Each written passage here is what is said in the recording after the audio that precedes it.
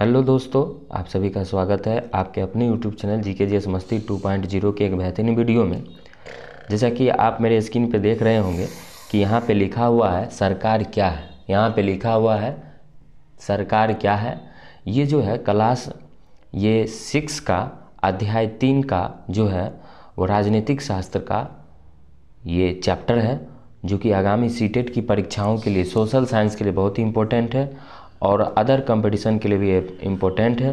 जो एनसीईआरटी की बुक पढ़ना चाहते हैं तो इसको मैं एक एक जो है लाइन का डिस्कशन करने वाला हूं। तो चलिए चैप्टर पे चलते हैं। यहाँ पे क्लास 6 चैप्टर नंबर 3 है।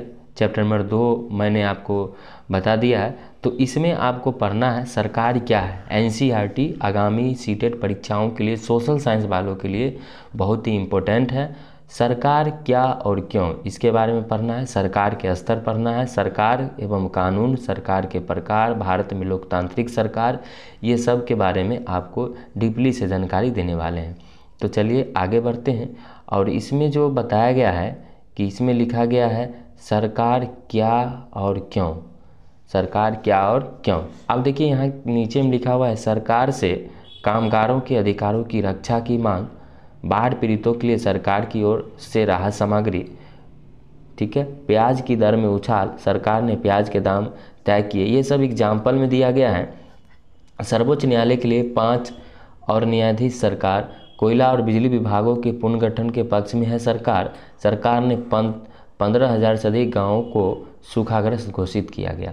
तो ये जो है ये कौन किया, ये हमारे सरकार किए। किसने किए? सरकार ने किए। ये एग्जाम्पल के रूप में बताया गया कि बाढ़ राहत के लिए सरकार ने इतना राहत सामग्री दिया गया, सरकार ने 15,000 गाँवों को सूखाग्रस्त घोषित किया। तो ये सब करने का काम कौन कर रहे हैं? हमारी सरकार कर रही है। तो ये एग्जाम्पल में आपको बताया गया है। चलिए अब आगे बढ़ते हैं। यहाँ पे लिखा हुआ है सरकार क्यों, सरकार क्या और क्यों। हर एक देश को विभिन्न निर्णय लेने का काम करने के लिए सरकार की ज़रूरत पड़ती है। और लोकतांत्रिक सरकार, ये लोकतांत्रिक हमारा जो देश है, इसमें सरकार का होना बहुत ही ज़रूरी है। अगर सरकार नहीं होगा तो फिर नेतृत्वकर्ता कैसे होगा? तो हमारे देश का कानून का जो संविधान में जो नियम है उसके अनुसार कौन काम करेगा? सरकार ही काम करेगा। तो इसको लेकर जो है आपको समझना पड़ेगा। चलिए तो आगे बढ़ते हैं। यह निर्णय कई विषयों से हो सकते हैं, जैसे सड़कें और स्कूल कहाँ बनाया जाए, ये निर्णय लिया जाता है। बहुत ज़्यादा महंगाई हो जाने पर किसी चीज़ के दाम कैसे घटाए जाए, अथवा बिजली की आपूर्ति को कैसे बढ़ाया जाए, ये सब निर्णय कौन लेते हैं? तो हमारी सरकार लेते हैं। और लोकतांत्रिक देश में सरकार का होना बहुत ही अनिवार्य है। चलिए अब है सरकार का काम देश की सीमाओं की सुरक्षा करना और दूसरे देशों से शांतिपूर्ण संबंध बनाए रखना भी, ठीक है। वर्तमान समय में जो हमारे देश की सरकार है, ठीक है, वो देखते हुएगा कि बहुत सारे कानूनों पर अपना मोहर लगा देती है, बहुत सारे कानूनों पर अपना मोहर लगा देती है। और जब भी सरकार को किसी दूसरे देश से संबंध स्थापित करना होता है तो वो बहुत अच्छे से संबंध स्थापित करते हैं। आयात निर्यात का साधन भी बढ़ाना चाहते हैं ना। तो ये सब काम सरकार के द्वारा ही किया जाता है। सीमाओं पर ज़्यादा से ज़्यादा सुरक्षा स्थापित किया जाता है। किसके द्वारा? तो सरकार के द्वारा ना। सरकार के विभिन्न अंग भी होते हैं, उसके द्वारा किया जाता है। चलिए आप जानते हैं इसकी जिम्मेदारी यह सुनिश्चित करना है कि देश के सभी नागरिकों को पर्याप्त भोजन और अच्छी सुविधाएं भी मिले।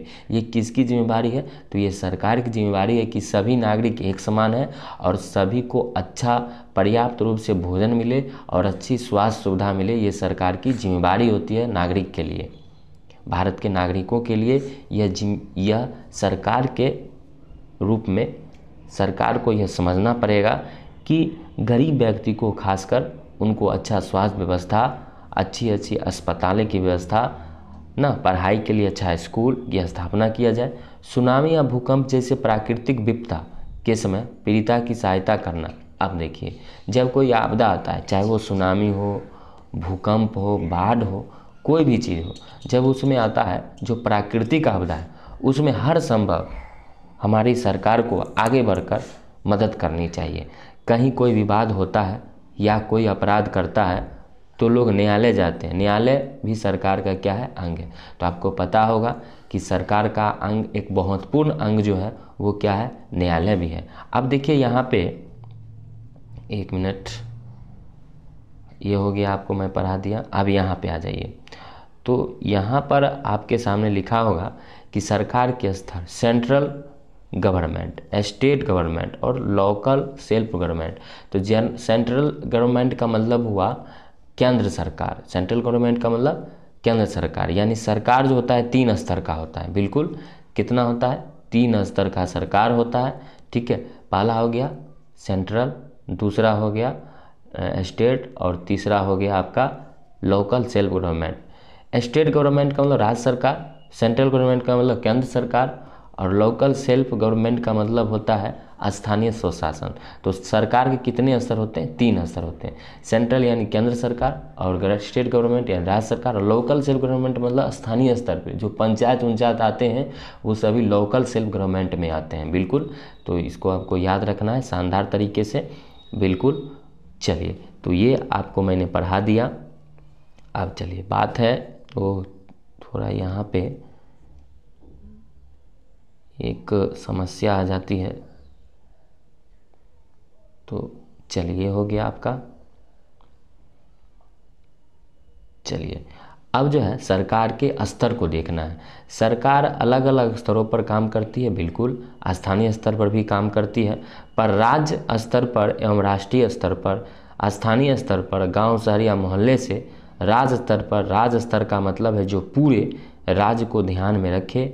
जैसे हरियाणा या असम की सरकार पूरे राज्य का काम करती है। मतलब राज्य सरकार का मतलब होता है कि वो राज्य के स्तर के जितने भी राज्य में जिला है, जिला के अंतर्गत प्रखंड आता है, प्रखंड के अंतर्गत गांव आता है, सभी को जो है जिम्मेवारी लेते हुए राज्य सरकार को काम करनी चाहिए। राष्ट्रीय स्तर पर, राष्ट्रीय स्तर की सरकार संबंध पूरे देश से स्थापित होता है। देश स्तर की जो सरकारें हैं उसका जो अंग है वो पूरे देश में जितने राज्य हैं सभी से उनका संपर्क होना चाहिए।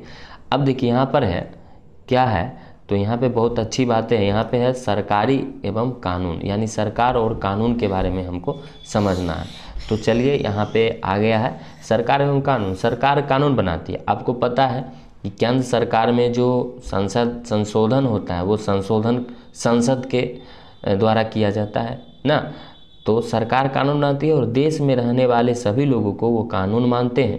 केवल यही वह तरीका है जिससे सरकार काम कर सकती है। ठीक है, चलिए आगे बढ़ते हैं बेहतरीन रूप में। चलिए, अब यहाँ पे आ गई बात सरकार के प्रकार, लोकतंत्र और राजतंत्र ना। तो लोकतंत्र का मतलब आप लोग समझ रहे हैं कि लोकतंत्र का मतलब क्या होता है ना। अब्राहम लिंकन ने इसकी परिभाषा दिए थे ना। अब्राहम लिंकन मात्र वो जो है राष्ट्रपति बने थे, बहुत बार उन्होंने चुनाव लड़ा था, हार गए थे ना। 16वीं बार में वो राष्ट्रपति बने थे ना। तो अब्राहम लिंकन का एक परिभाषा है लोकतंत्र का, लोकतंत्र जनता के लिए, जनता के द्वारा ही क्या है, वो एक महत्वपूर्ण अंग है ना। तो लोकतंत्र जो है उसकी परिभाषा उन्होंने दिया, लोकतंत्र जनता के लिए, जनता के द्वारा ही किया गया शासन है, ये उन्होंने बताया था। ठीक है, राजतंत्र के मतलब होता है राजा का शासन। ठीक है, चलिए आगे बढ़ते हैं। अब यहाँ पे आगे आपको सरकार के प्रकार, सरकार 2 तरीका का होता है। बिल्कुल, मैंने बता दिया, लोकतंत्र और राजतंत्र। राजतंत्र का मतलब होता है जहाँ पे राजा का शासन हो, लोकतंत्र जहाँ पे जनता खुद सरकार को चुनती हो। और अब्राहम लिंकन के बारे में मैं बता ही दिया। ठीक है, चलिए आगे बढ़ते हैं। अब यहाँ पे देखिए एक चित्र दिया गया है लोकतंत्र। अब लोकतंत्र में देखिए कितना जो है यहाँ पे ये सब व्यक्ति है ना, अपनी आज़ादी के लिए लड़ रहे हैं। चलिए, लोकतंत्र में तो लोग ही सरकार को यह शक्ति देते हैं, लोग ऐसा चुनाव के माध्यम से करते हैं। बिल्कुल, लोकतंत्र में जनता ही जो है स्वयं अपने उम्मीदवार को चुनते हैं, जो उनको अच्छा लगता है उनको चुनते हैं। लोकतंत्र में सरकार को अपने निर्णय एवं उठाए गए कदमों को आधार बताता है और सफाई देती है। ठीक है, चलिए आगे बढ़ते हैं। अब आइए राजतंत्र का मतलब होता है राजा का शासन ना। अब देखिए राजा का शासन। अब यहाँ पर है एक तरफ दूसरी तरह की सरकार होती है जिसे राजतंत्र की सरकार कहते हैं। इसमें राजा या रानी के पास निर्णय लेने का सरकार चलाने का अधिकार होता है। राजतंत्र में राजा रानी को अपने निर्णय के आधार पर नहीं बताने पड़ते और ना ही अपने निर्णय की सफाई देनी पड़ती है। तो ये राजतंत्र का एक उदाहरण हुआ। चलिए, अब है भारत में लोकतांत्रिक सरकार। अब भारत में लोकतांत्रिक सरकार में देखिए, एक तरफ जो है यहाँ पे पावर लिखा हुआ है, एक तरफ टू द लिखा हुआ है, एक तरफ पीपुल लिखा हुआ है। ठीक है, तो चलिए आगे बढ़ते हैं और यहाँ पे आते हैं। भारत में लोकतांत्रिक सरकार, भारत एक लोकतंत्र है। इस लोकतांत्रिक व्यवस्था को पाने के लिए हमने बहुत लड़ाई लड़ी है, बात सही है। हम लोगों ने इसके लिए जो है अंग्रेज़ों से भी लड़ाई लड़ा था ना, तो हमारा देश आज़ाद हुआ ना। लोकतंत्र की मुख्य बात यह है कि लोगों के पास अपने नेता को चुनने की शक्ति होती है। कोई भी चीज़ हो, अगर वोट गिर रहा है तो उसमें लोकतंत्र सबसे बड़ा निर्णायक साबित होता है।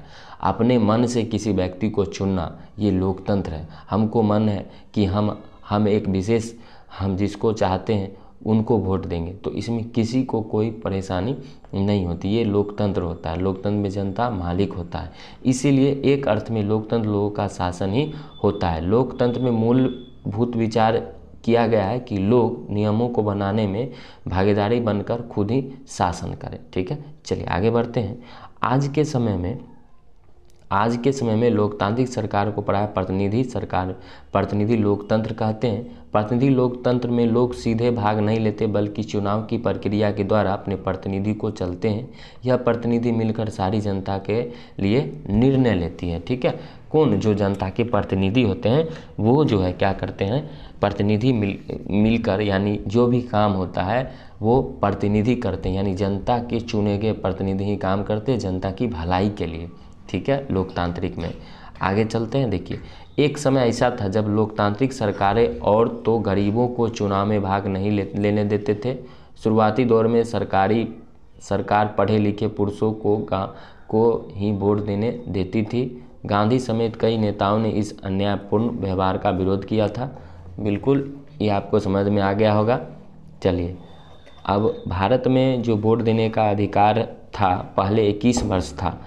अब 1989 का संशोधन हुआ था, 61वां संविधान संशोधन, उसमें 21 से घटाकर 18 कर दिया गया था।